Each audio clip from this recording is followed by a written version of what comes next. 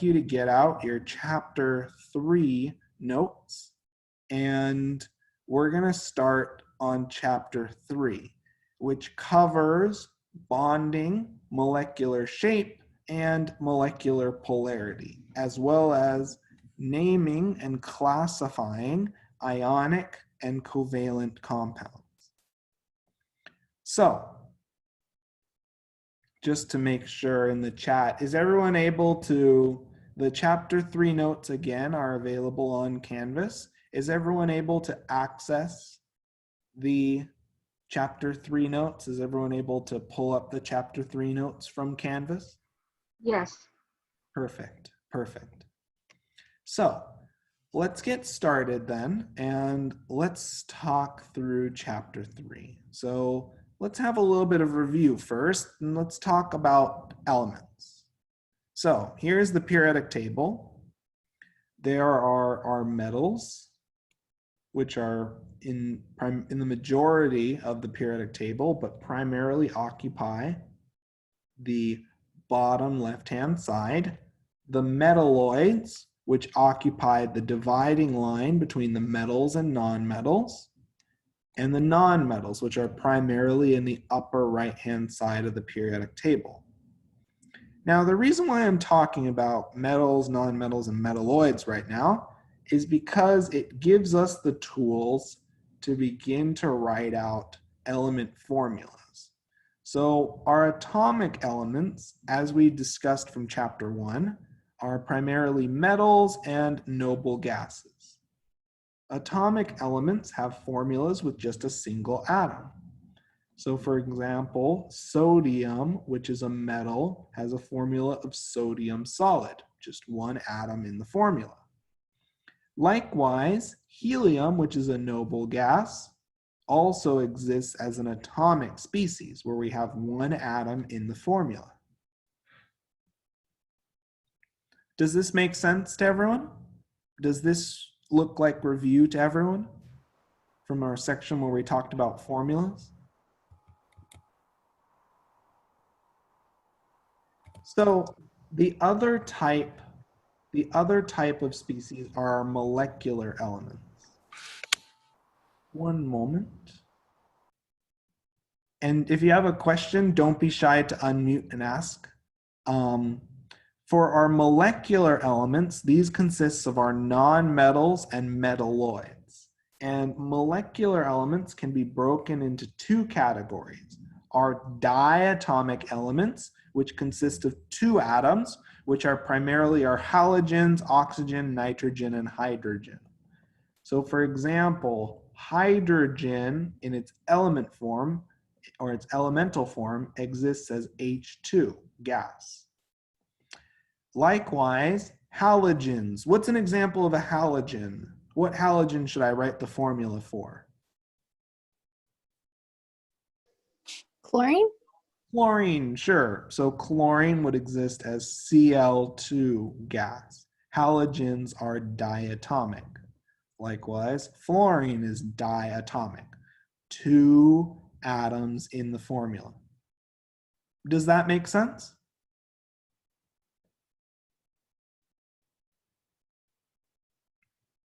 Is everyone comfortable with this? Does everyone remember these ideas? The last subclass of molecular elements are polyatomic elements that have 3 or more atoms. So for example, sulfur exists as S8, while phosphorus exists as P4. Those are the only 2 polyatomic elements that I'm expecting you to memorize.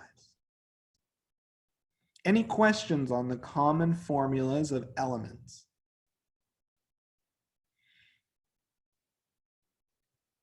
If not, let's look at the physical states. How do we write the physical states? Well, the state symbol indicates the physical state of each substance. S for solid, L for liquid, G for gas, and AQ for aqueous, which means dissolved in water.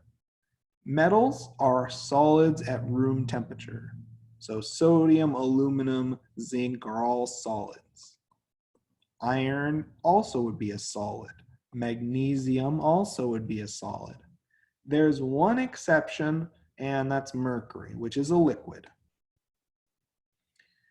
For our nonmetals, the noble gases, hydrogen, nitrogen, oxygen, fluorine, and chlorine are all gases. So for example, hydrogen would be written as H2 gas.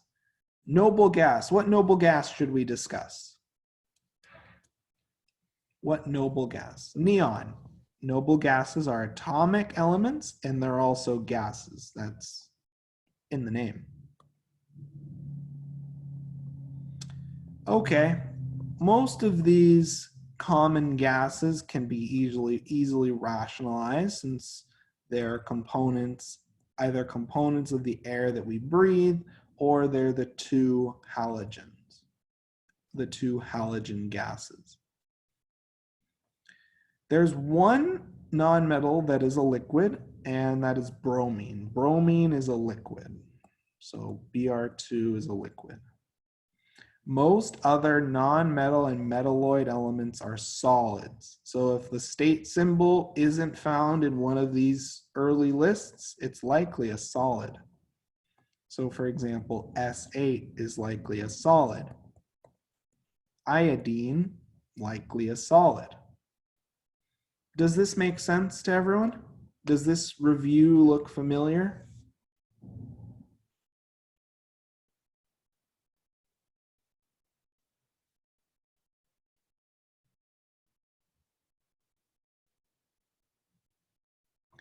Okay, now there's one. Yes, did someone have a question?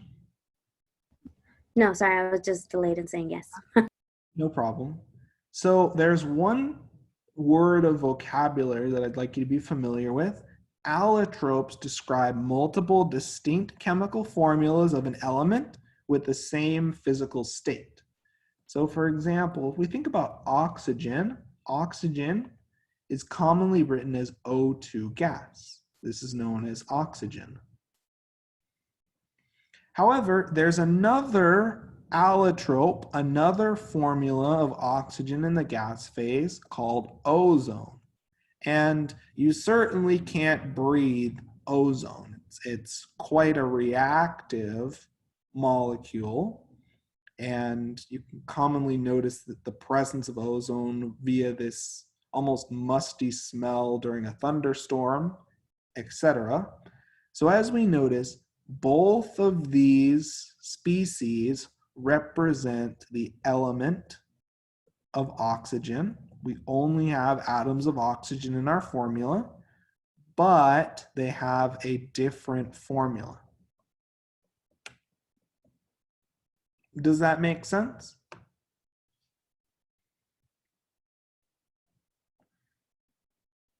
Same element, different formula. Any questions before we move on to the next topic?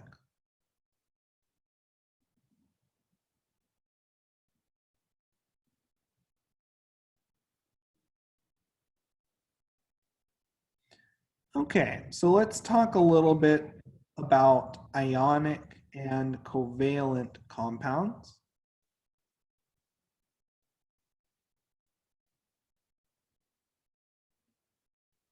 So a compound, just as a review, is a substance containing two or more different elements. Compounds can be either ionic or covalent. Now, ionic compounds are compounds consisting of a positively charged cation and a negatively charged anion.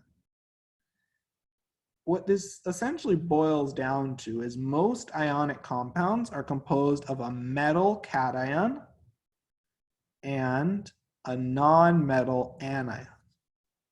An example of this would be sodium chloride, NaCl, where we have our sodium cation,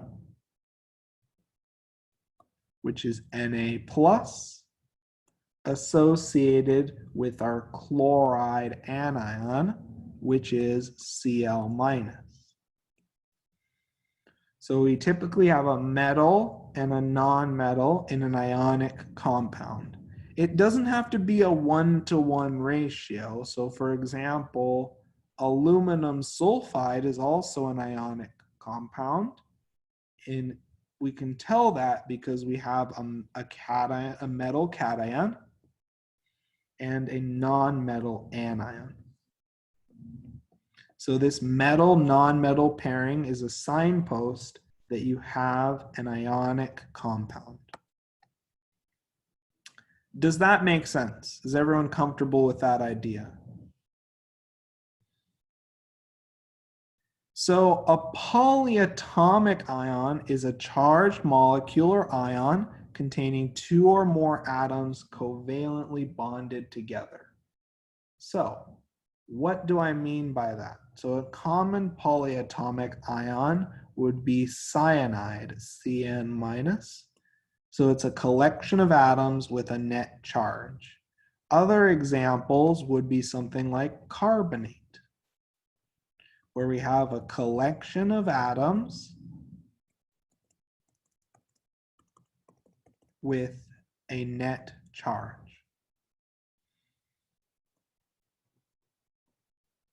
So polyatomic ions are a collection of atoms covalently bonded with a net overall charge. Does this make sense?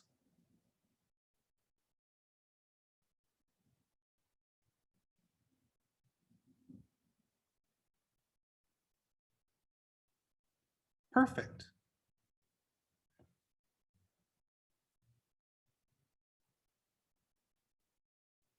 So the formula unit is defined as the smallest repeating set of ions in an ionic compound. So for example, in aluminum sulfide, the simplest and the smallest repeating set of ions would be where we have 2 of our aluminum cations and 3 of our sulfide anions. Of course, this is a simplified picture.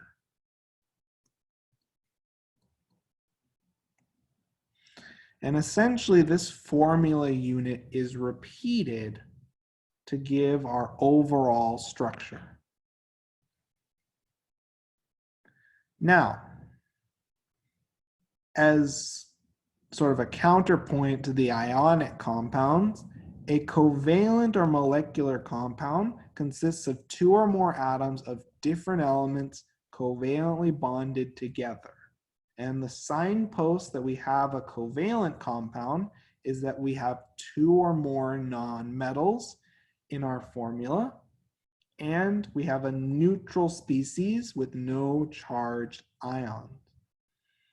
For example, carbon monoxide is a classic example of a covalent or a molecular compound. We can get a little more complicated. Hydrogen peroxide would be another example of a covalent or molecular compound. In both cases, our formulas consist of 2 or more different nonmetals covalently bonded together. Does this make sense to everyone?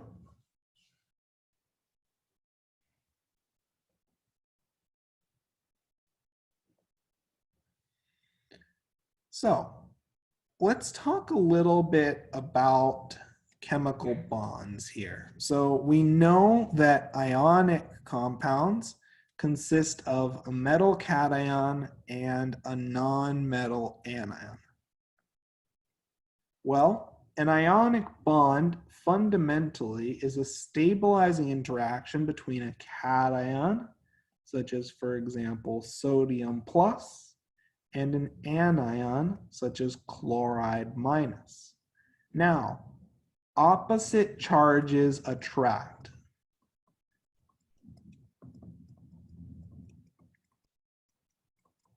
And this attractive interaction between our two ions is very strong. Ionic bonds, this electrostatic attraction between positively and negatively charged ions, is very, very, very strong.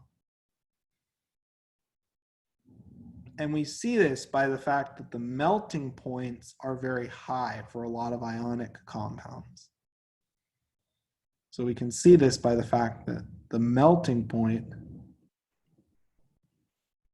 of ionic compounds, essentially the energy required to start to separate and dissociate this ionic bond, the melting point is very high.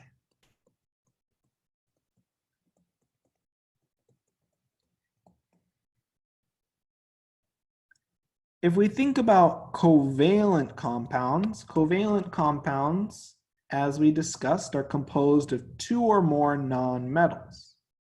And a covalent bond is the sharing of outermost electrons between two atoms. Keyword, sharing. So for example, trying to think of one that's a little, let's do water. Yeah, so in water, we have the sharing of electrons between hydrogen and oxygen, and these shared electrons are known as a covalent bond. Covalent bonds, sharing. Ionic bonds, positive charge likes negative charge. Okay, covalent bonds are stable, but they're weaker than ionic bonds. The reason why a covalent bond is stable at all is that electrons shared between atoms are stabilized by the nucleus of each atom. So if we have two nuclei, so if we have the nucleus, which is primarily just a ball of protons and neutrons, and we have our electrons, these are our shared electrons, these are bonding electrons.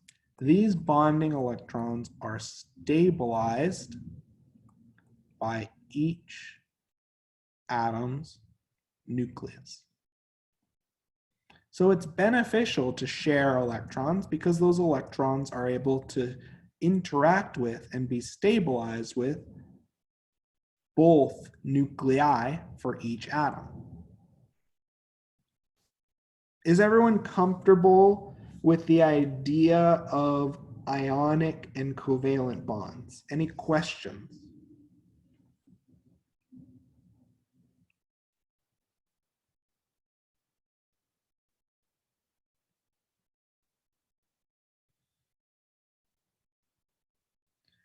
So let's talk a little bit about electronegativity. Let's talk a little bit about electronegativity.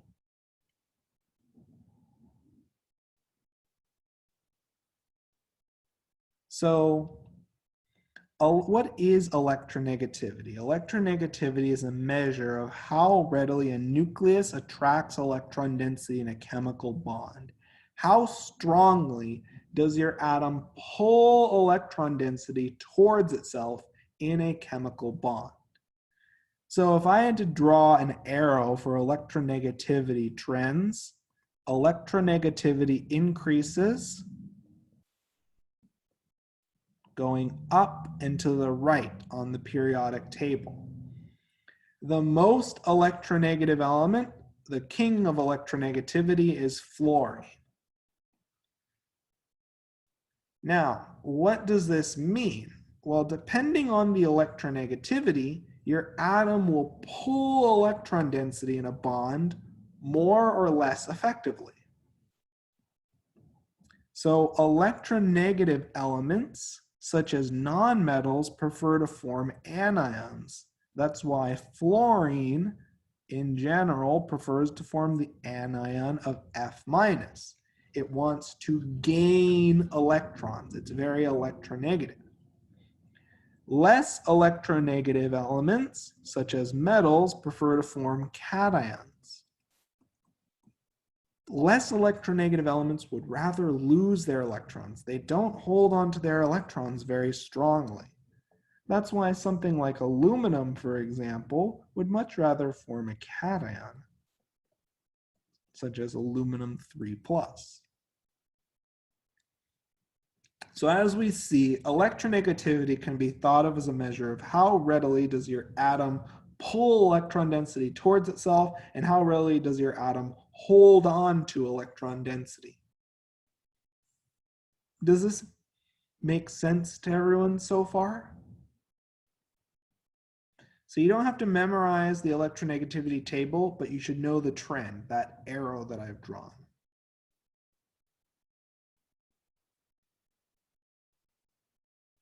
Any questions before we move on from this section?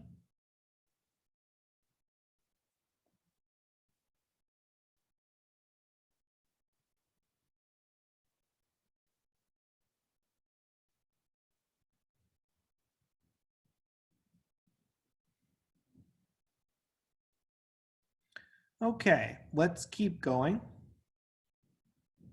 So let's look at electronegativity and chemical bonding, because yes, francium would be one of the least electronegative elements. So we're going to define a term called delta En, which is known as the difference. Just for your future science classes, when you see delta, this delta symbol, think difference. Delta En is the difference in electronegativity between two atoms in a bond. And the difference in electronegativity between atoms in a bond determines whether we have an ionic, a polar covalent, or a pure covalent bond. So, if their difference in electronegativity is small, less than 0.4, we have a pure covalent bond. This primarily occurs in two cases. The first case is if you have a carbon-hydrogen bond where your difference in electronegativity is around 0.2. What this pure covalent bond is trying to show is that a pure covalent bond has an even sharing of electrons. We have an even sharing of electrons. So if we think about a carbon-hydrogen bond, you can think of it as if our electrons are going to be shared equally between atoms. So this is our first case. Our atoms aren't very electronegative. There's a small difference.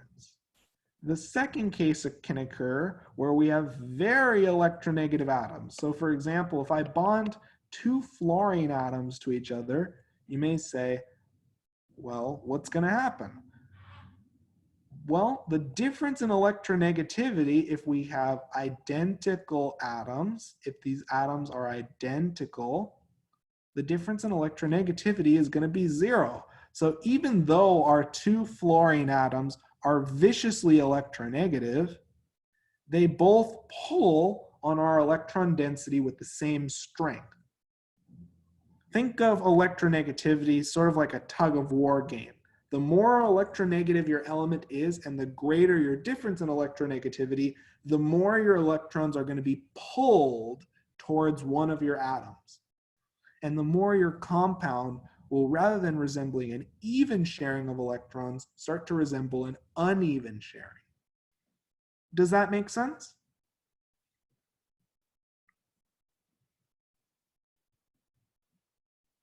Does everyone understand the idea of a pure covalent bond? We have an even sharing of electrons. Any questions in the chat? So let's look at what happens when we start to develop a difference in electronegativity that's greater than 0.4. This is known as a polar covalent bond, and in turn we have an uneven sharing of electrons. So for example, suppose we're looking at a carbon-oxygen bond, which has a difference in electronegativity around 0.6. What you just need to know is that that oxygen is farther to the right than carbon. You don't need to know the exact electronegativity numbers, just the trends. So if we think about our carbon-oxygen bond, which atom is more electronegative? Which atom is pulling on our electron density more readily? Which atom is more electronegative? What was that? Oxygen. Yep, exactly right. Oxygen is more electronegative.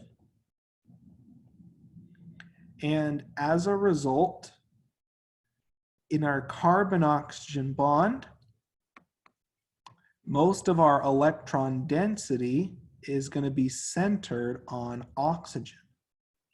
Now, if oxygen now suddenly has excess electron density, what are electrons fundamentally? Are they positive or negatively charged? What was that? Negative. Yep, exactly right. So then, because we have excess electron density, we end up building a partial negative charge. So our oxygen starts to adopt and starts to gain a partial charge because it has excess electron density. Likewise, our poor carbon atom is electron deficient. And if we lose electron density, if we lose some of our electron density, what partial charge will we generate? Positive or negative? What happens if we lose some electrons? If we lose some electron density, we start to develop a partial positive charge. And this separation of charge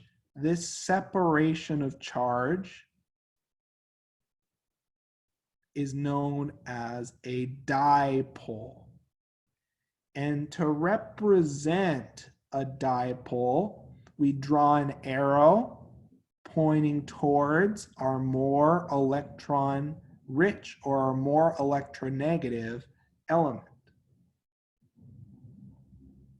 So we call molecules with an uneven distribution of electron density and a separation of partial charge, we call these molecules, quote unquote, polar covalent molecules or bonds that are polar covalent bonds. Does this make sense to everyone?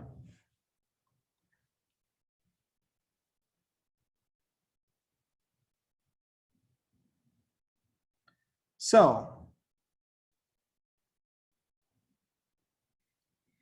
the last major type of bond occurs if we have a large difference in electronegativity. If we have a difference in electronegativity greater than 2.0, this primarily occurs when you have a metal and a non-metal. So for example, sodium and chlorine, we have a difference of electronegativity of around 2.2. Metal, non-metal, that's a signpost for an ionic bond. Now, why is that? Well, sodium, it's very weak at it doesn't want to really hold its electrons that much. It has a very low electronegativity.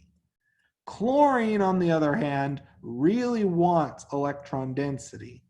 So chlorine is so overwhelmingly electronegative that rather than a sharing of electrons, we just have chlorine, quote unquote, steals the electrons from sodium. So rather than a sharing of electrons, we instead have a transfer of electrons to generate ions. So we, instead of having neutral species, we have instead a cation and an anion, sodium plus and Cl minus, engaging in an ionic bond. Does that make sense?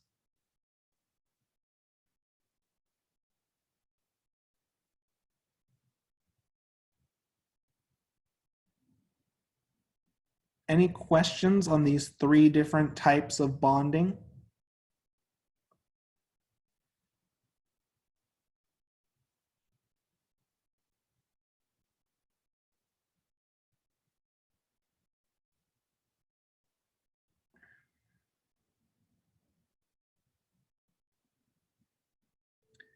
If not, let's keep going and let's talk about periodic trends and ions. So metals typically lose electrons to make cations. So your main group metals will form a cation with the charge equal to the group number. So for example, magnesium, which is a 2A element, would like to form the cation magnesium 2 plus, because the group number is 2. The next, let's look at another example. Lithium, which is a 1A element, will prefer to form lithium plus because the group number is 1. Boron, which is a 3A, well, yeah, that's fine, will prefer to form boron 3 plus. Does this look familiar to everyone? Is everyone comfortable with these trends for ionization for metals? Let's look at our non-metals now. So non-metals prefer to gain electrons to make anions, and non-metals form anions with a charge equal to the group number -8. So for example, nitrogen, which is a 5A element, 5 minus 8 gives us -3. So nitrogen prefers to form nitrogen 3 minus. Sulfur, which is a 6A element, 6 minus 8 is -2.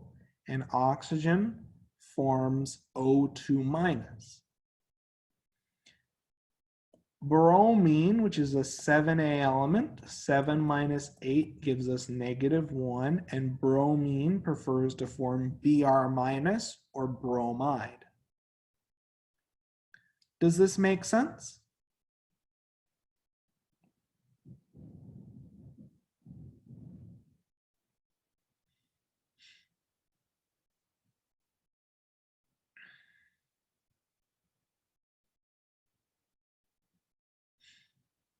So let's talk about transition metals. Transition metals typically can adopt a +2 charge. So iron can go to iron 2 plus, but they can adopt a range of positive charges. So iron can just as easily go to iron 3 plus. So you can't really predict the charge of a transition metal without additional information. So you can't apply the same rules for main group elements to transition metals. However, there are some exceptions. These are known as fixed charge transition metals. You'll need to memorize these. Silver, cadmium, and zinc form silver plus, cadmium 2 plus, and zinc 2 plus. These fixed charge transition metals are important to be familiar with, as they really set the stage for writing out, and they're really important in terms of the rules for writing out the names and formulas for certain ionic compounds and transition metal containing compounds. So, any questions so far?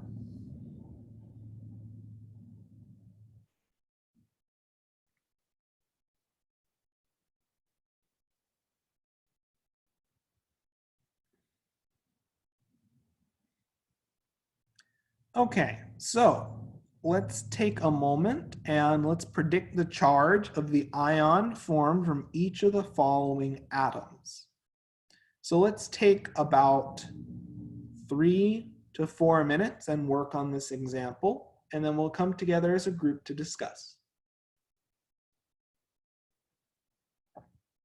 And don't be shy to share your questions or your responses in the chat.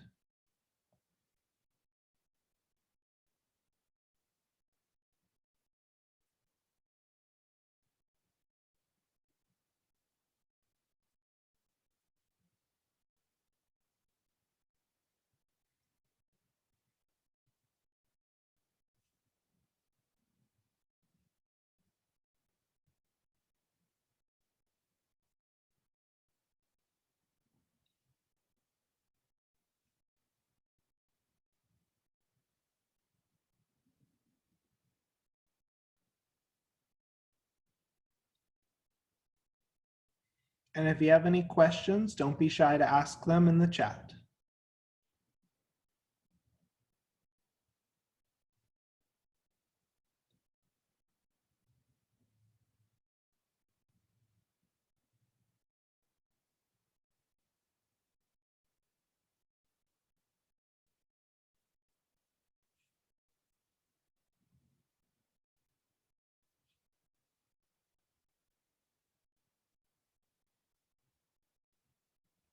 And we're already starting to see some reasonable responses in the chat.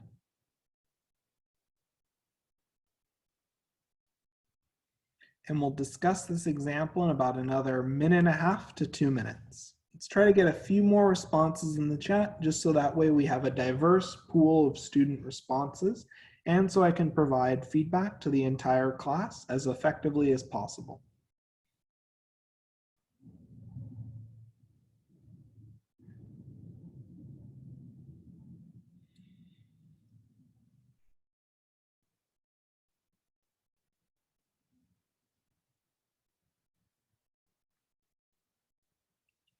And let's try to get a few more responses in the chat before we discuss.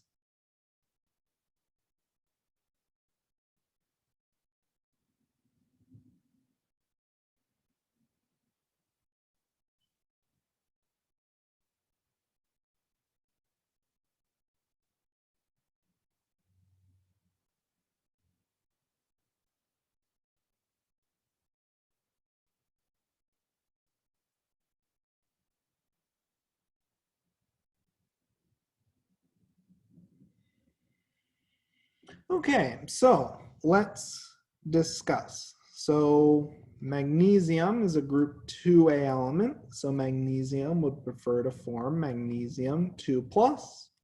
Sulfur is a 6A element.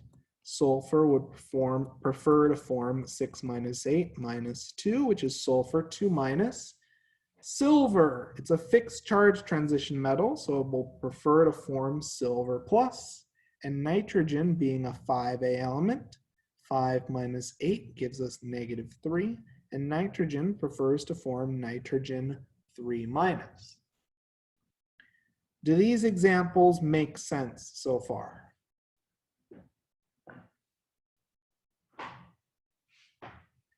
Do these examples make sense? Any questions on this first set of examples? Just real quick, how do we know when we subtract? Is it anything past like 5? So for your non-metals. So anything on the right-hand side of the periodic table, well, for your metals, which are everything on the left-hand side of the periodic table, you just take the group number. Does that make sense? Yes. Perfect. So with this information in mind, I'd like you to tackle now the following examples. And I'll do scandium for you. Scandium prefers to form scandium 3+. That one's a little bit tricky. Let's focus on these first 3 as they're examples that you're likely to see on an exam. So let's work on these first 3 and then we'll discuss in about 2 to 3 minutes.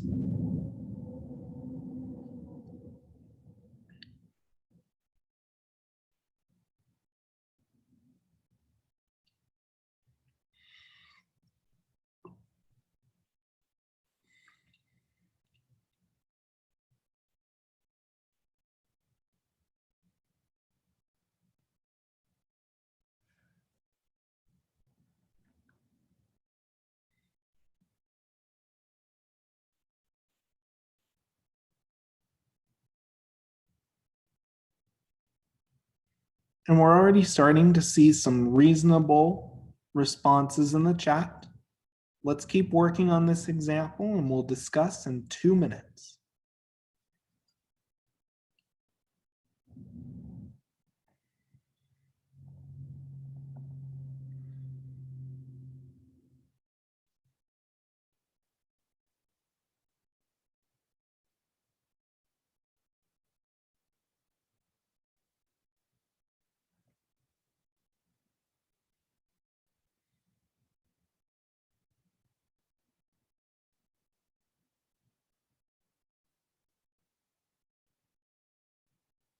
And don't be shy to submit your responses in the chat. Even if your responses are different from your classmates, the more the responses that I have to look at, the more I can adjust my feedback or design examples to help clarify any questions or concerns that you have with this material. We'll discuss in about another minute.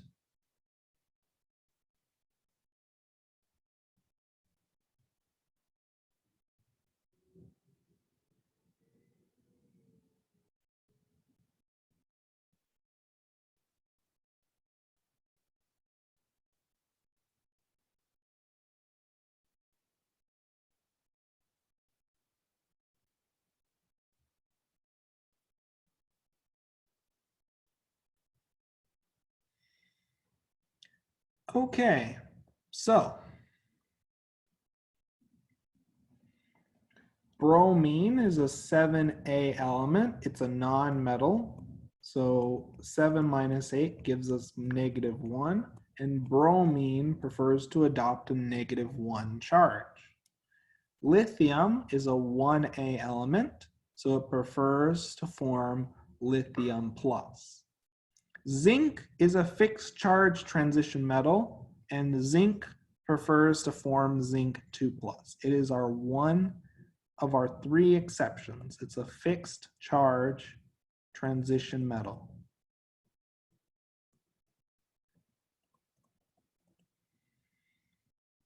Do these examples make sense?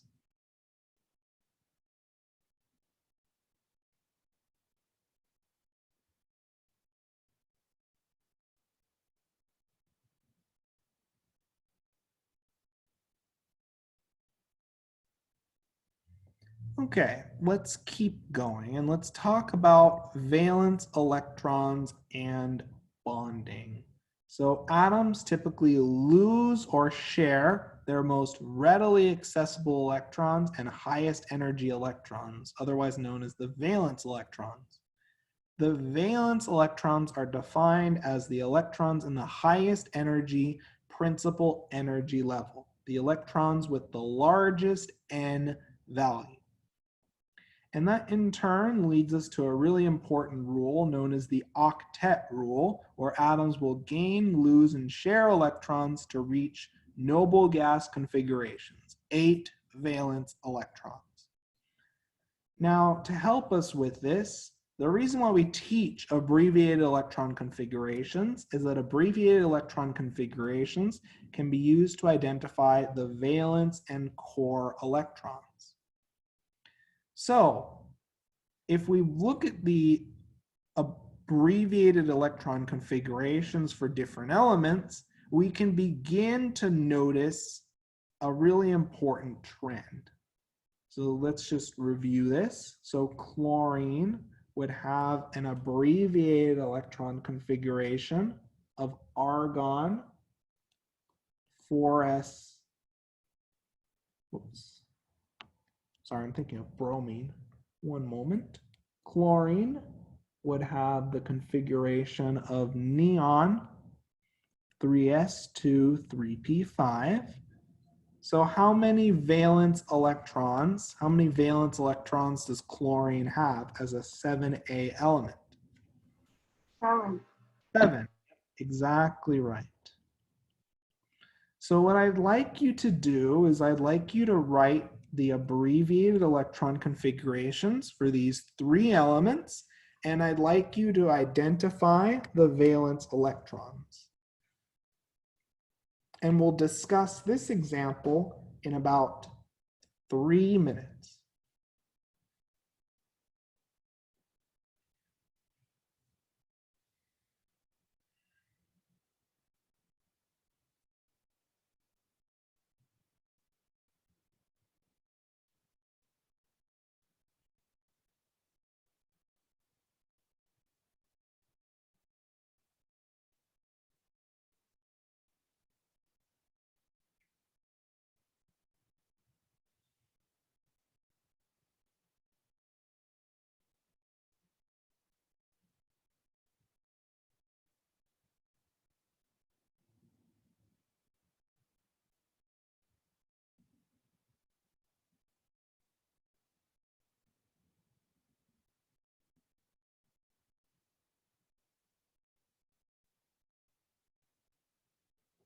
And don't be shy to submit your proposed abbreviated electron configurations in the chat, and to provide your valence electron counts in the chat.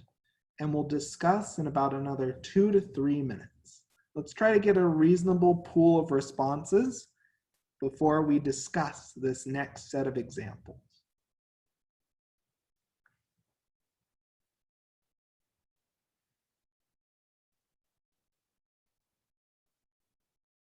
And we're already starting to see some reasonable responses in the chat, but don't be shy to submit your own responses, as having a range of student responses allows me to get a greater sense of the class's perspective on each of these problems.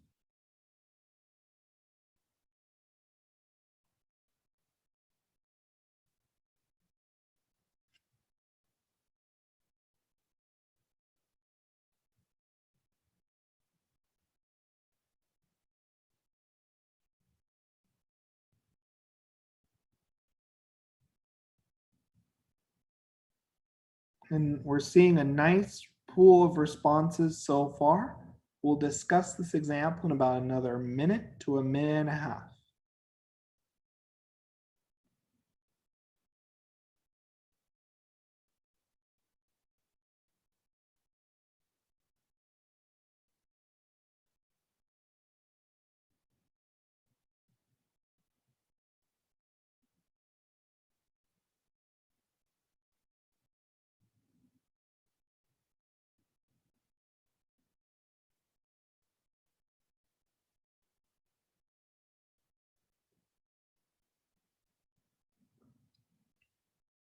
And it's great that we have a range of students in the class participating and submitting their responses.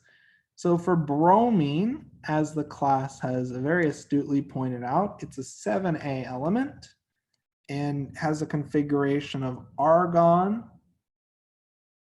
4s2, 3d10, 4p5. Only our outermost electrons are valence. So bromine has 7 valence electrons. Lithium has the configuration of helium 2s1, and as a 1a element, we have 1 valence electron. For carbon, which is a 4a element, has a configuration of helium 2s2, 2p2, and in turn, we have 4 valence electrons.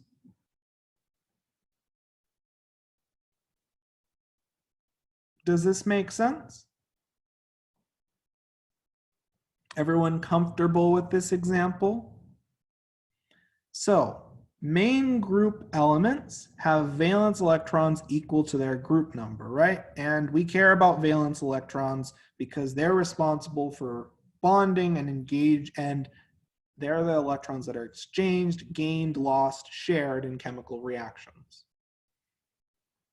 So one thing that we can do is we can abbreviate the valence electrons in what are known as Lewis dot structures using dots to represent electrons. So 1 dot, 1 valence electron. So lithium, 1a element, 1 valence electron, 1 dot. Beryllium, 2a element, 2 valence electrons, 2 dots. And so forth. Now, the beautiful thing about this list is that as elements in the same group have the same number of valence electrons, this line of 8 different Lewis dot structures describes all of the main group elements that you'll encounter. So let's see what I mean by that. I'll do the first example. So for chlorine is a 7a element, 7 valence electrons. So how many dots do I draw? How many dots do I draw? 7. 1, 2, 3, 4, 5, 6, 7. There we go. So what I'd like us to do is in the next 2 minutes, I'd like everyone to identify the number of valence electrons in each of these structures. And if you notice the little black tab under Zoom meeting options, there's an option called Annotate in the drop-down menu. I'd like if someone would be willing to try annotating their proposed Lewis dot structure. If not, you can share in the chat the number of valence electrons for each of these 3 atoms. This is a really important skill that we're developing. So let's take about 2 minutes to make sure we're all on the same page. And if you have any questions, don't be shy to ask in the chat.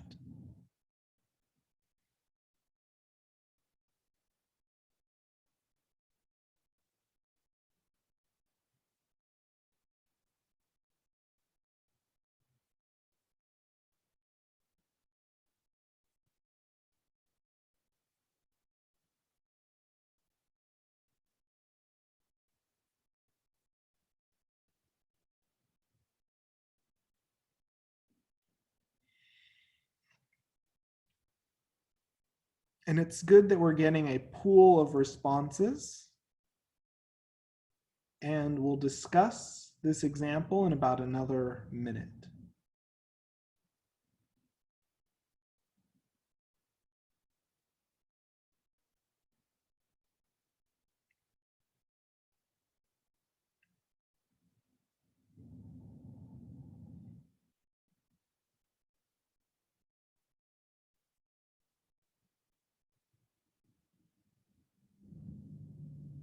Perfect. Someone is able to share their responses with the annotate feature. This is wonderful. Perfect. And that depiction of bromine looks great. And if anyone would like to share using the annotate feature, the Lewis dot depiction of some of these other 2 atoms, that would be awesome. Otherwise, we'll discuss in about another minute.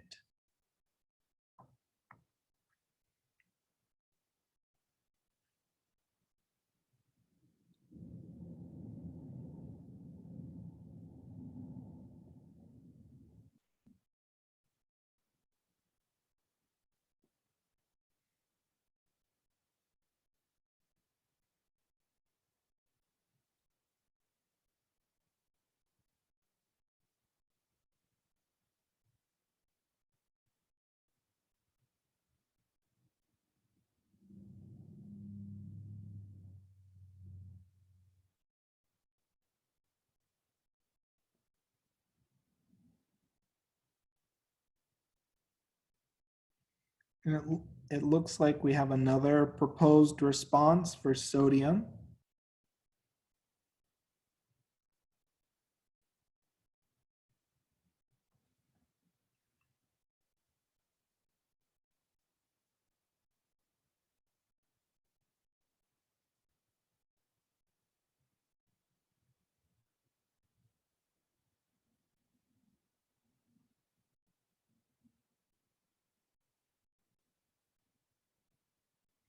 And it's great that we have a pool of responses from different members of the class.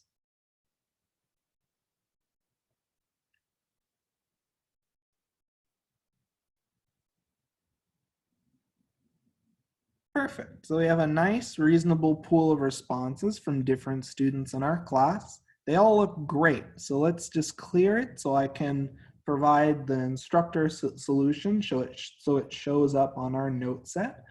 So bromine is a 7A element. So bromine would have 7 valence electrons, 7 dots.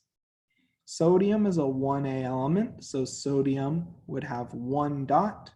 Silicon is a 4A element. So silicon would have 4 dots.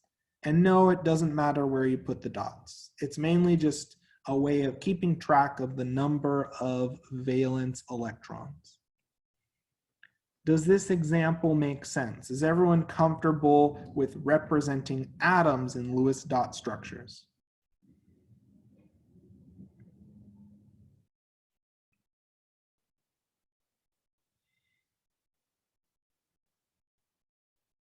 Okay, so just to remember, elements in the same group have the same number of valence electrons.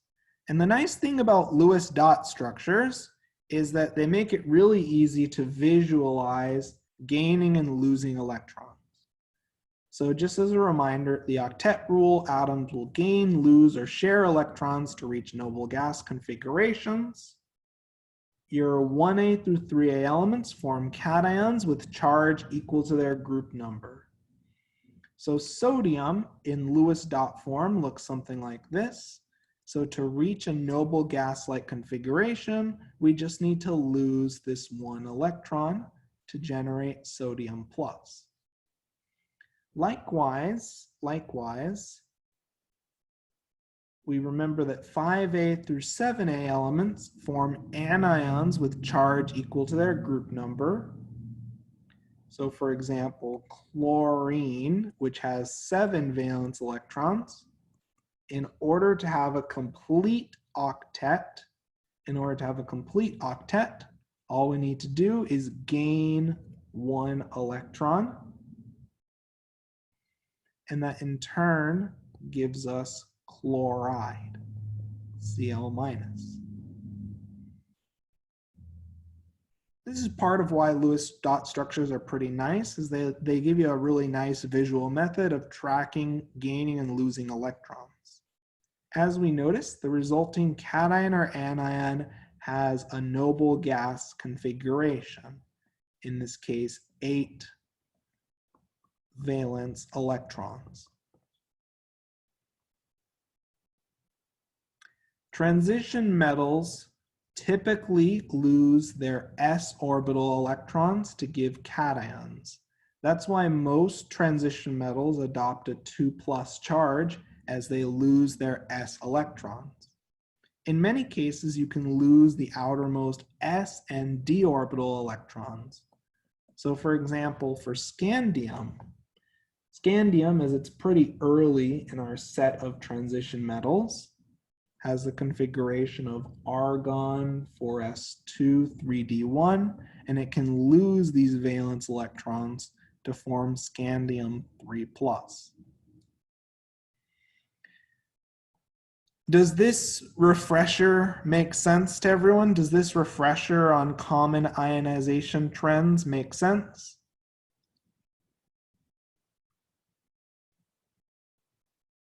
Okay, so let's talk about ionic bonding and electron configurations. So one thing to keep in mind is that when you think about the dot structure for a cation, you're going to lose electrons equal to the charge. For anions, you gain electrons equal to the charge. So what I want us to do as our last exercises, I'd like you to show the Lewis dot structure for each atom and each ion. So in this case, I'd like you to draw the Lewis structure for calcium and then show the Lewis structure for the ion formed from calcium. I'll do this first example and you'll do the second involving cesium and phosphorus.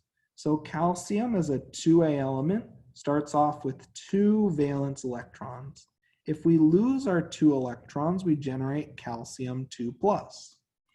Sulfur as a 6A element has 6 valence electrons.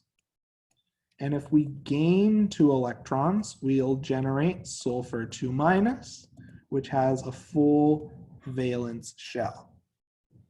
I'd like you to draw out the Lewis dot depiction for cesium and phosphorus and show the Lewis dot structures for the ions formed from cesium and phosphorus. Does this make sense to everyone? So let's work on this example for about 3 minutes and then we'll discuss. And we already have someone sharing their response using the annotate tool. Don't be shy to share your own annotation if you'd like to chime in with your response for phosphorus.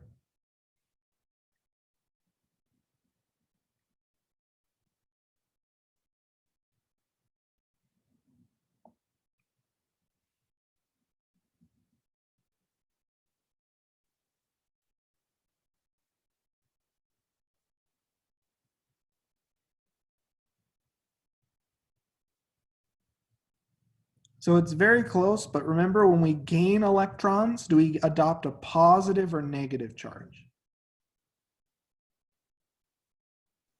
Negative. Exactly right. So the response looks great. I'm just going to clear the drawing and let's write out the instructor solution. So cesium is a 1a element, so it has one valence electron. We'll lose one valence electron to make cesium plus. Phosphorus is a 5a element. So it has 5 valence electrons. In order to complete the octet, we need to add 1, 2, 3 electrons. And that in turn gives us phosphorus 3 minus.